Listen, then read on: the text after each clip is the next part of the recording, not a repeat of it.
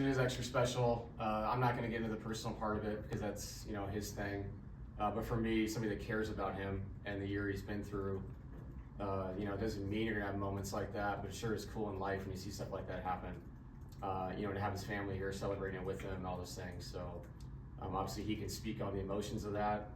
But yeah, for someone I care about, it's pretty cool to see. And my God, multiple moments in the last 2 weeks, just crazy. Is this team improving pretty rapidly right now, in your opinion? If so, to what extent, in what ways? Do the playoffs always force teams to become better? And where are you seeing improvement? I want to say yes, and then after game one and what happened in game two, there was no improvement there. But I would say, I think mentally we've improved through the playoffs. Having the ups and downs, the way the Clippers series flowed, that you had to keep kind of bouncing back. And the only way you do that is just staying together. I know I keep saying that, and it sounds cheesy. It's really not.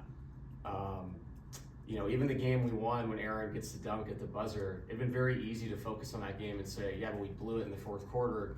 It was just, let's move on to the next game. Just move on to the next game and learn from it. And today was no different. Like, fun win last night. Great win mentally, all those things, but a lot to correct. And the guys have been so easy to talk to on off days, film sessions. And I think that's where the improvements come. Because your play is going to be up and down. You're playing the best teams in the world. And so you're not going to always play at the standard you want to. And some of that has to do with them. But what you can do is be honest with each other and try to improve each day mentally, so the next challenge, when it comes, you're prepared for it. So I think that's where I've seen the improvement. What did you guys do? In game two, you guys really had trouble getting into an offense. Yeah. It was a lot better, a lot cleaner of a process last night. What did you guys do to mitigate some of that on-ball pressure? I think we had to have more initiators. I think Jamal trying to bring it up against Dort for 40 minutes is not going to work. That's where Aaron's really special. I thought Christian handled pressure well, got us into stuff. Russ obviously did a really good job last night orchestrating for the second unit.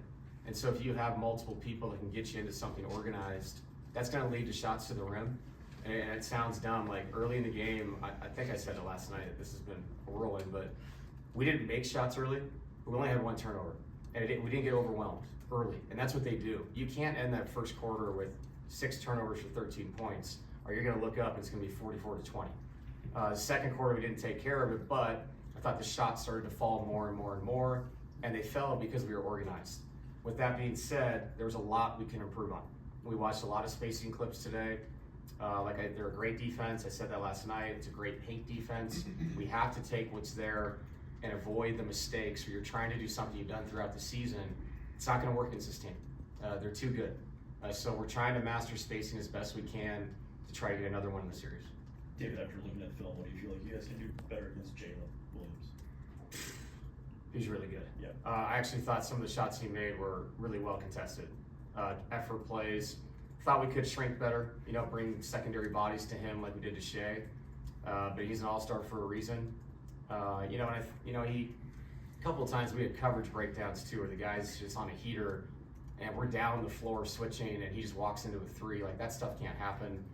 So attention to detail always matters with players like that. And on the flip side, he's really good. So we'll do our best to try to bring, extra bodies, not necessarily hit him or double him, but more attention to him. But it's tough when they got those two guys out there together. There's always so much you can do before you start losing what you should be doing with the other guy. So like we did last night, we'll have to mix it up, show them different looks, and do our best to contest and make things as hard as possible for him and obviously for Shea.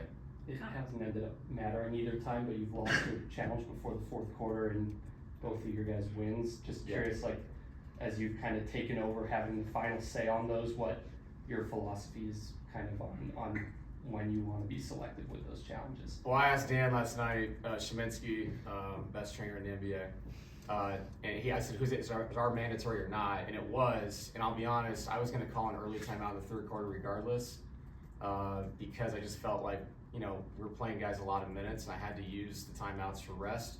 The challenge was not a good challenge. The guys in the court, of course, thought it was. But I don't know if we got to the 7-minute mark. I felt like they had more juice than we did the first 4 minutes. I would have loved to have the challenge into the game, not saying I wouldn't have.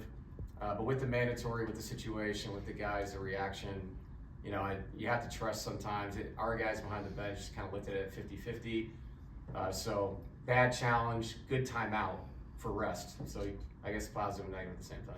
You complimented Jamal's defense after the last game, watching the film back. What did he do well? Man, he moved his feet.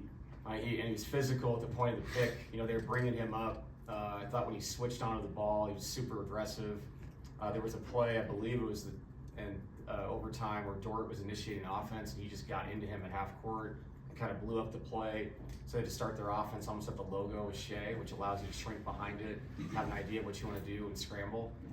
So yeah, I just felt like his physicality and the way he moved his feet, on top of the fact the amount of 50-50 balls he got after playing great defense where they're crashing the paint, and here he comes through the elbows, through the nail, you know, and comes up with that 50-50. I mean, that's how you win those games.